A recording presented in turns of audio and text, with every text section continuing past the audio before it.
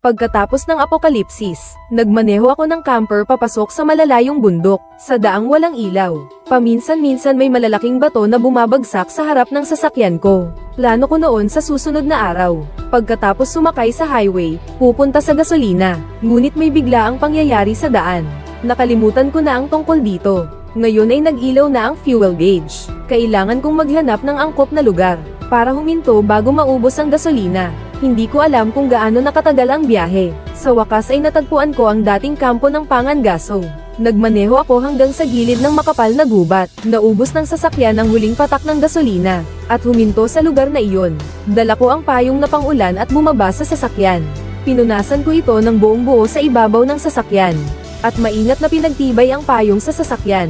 Matapos gawin ang lahat ng ito, sumakay na ako at isinara ang pinto. Sa kabutihang palad, kahit walang gasolina ang sasakyan, ang sistema ng kuryente sa loob ay naka-independenteng solar power storage. Pagkatapos maghugas, humiga ako sa kama at mahimbing na natulog. Ang ganda ng tulog ko nitong pagkakataon. Nagising ako ng alas 9 ng umaga. Tumingin ako sa labas. Nakatakip ng kalahati ang toldang pan-ulan.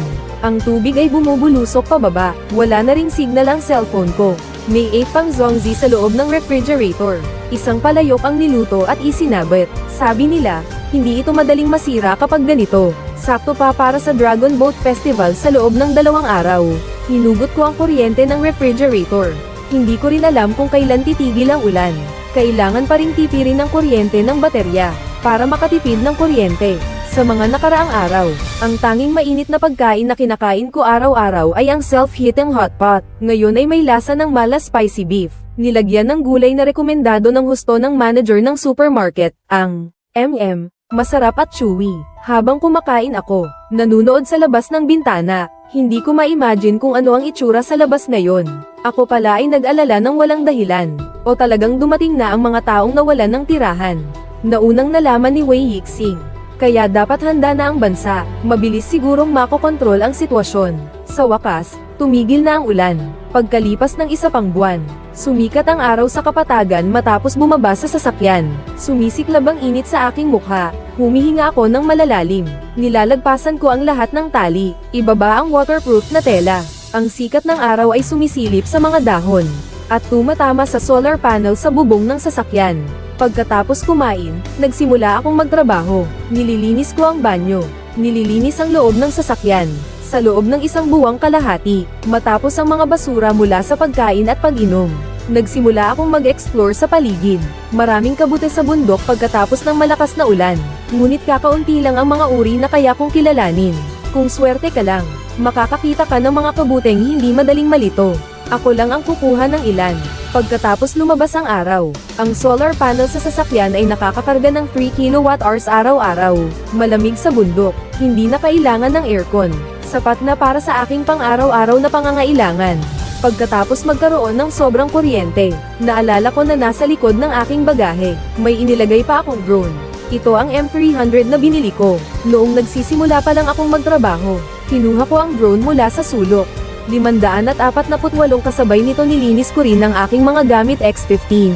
Pagkatapos ng halos 2 buwan ng pamumuhay ng walang dagdag na supply 2x15M, NDISE bags napansin kong kahit magtipid ako sa pagkain. Pinakamataas na kaya lang kainin ay 6 na buwan. Habang nagbibilang, kinuha rin ang tolda at ang pala ng engineer para magtayo ng tolda. Pati na rin ang panghuli ng isda ay inilabas mula sa loob.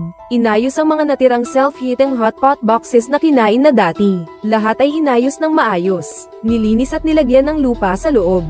Pagkatapos ay inilagay ang mga buto na meron ako ngayon sa loob. Ang hiniwang patatas ay itinanim ng hiwalay sa mga kahon.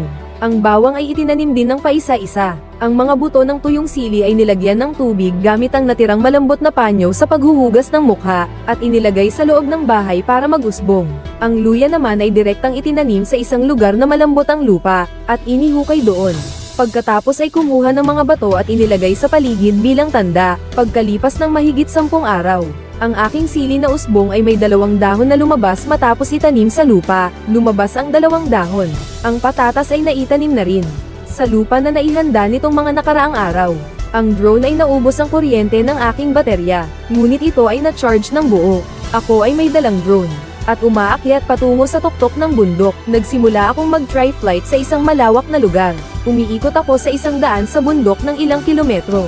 Sa bahaging ito, sa ngayon, wala pa akong nakitang ibang sasakyan, o halatang mga landas ng mga tao. Nagpatuloy akong lumipad ng kaunti pa. Nagsimulang maging mahina ang signal ng camera, para maiwasan na mapagod ang drone at hindi makabalik ng maaga. Binabagtas ko ang daan pauwi. Sa oras ding iyon, nakita ko ang nakakatakot na eksena.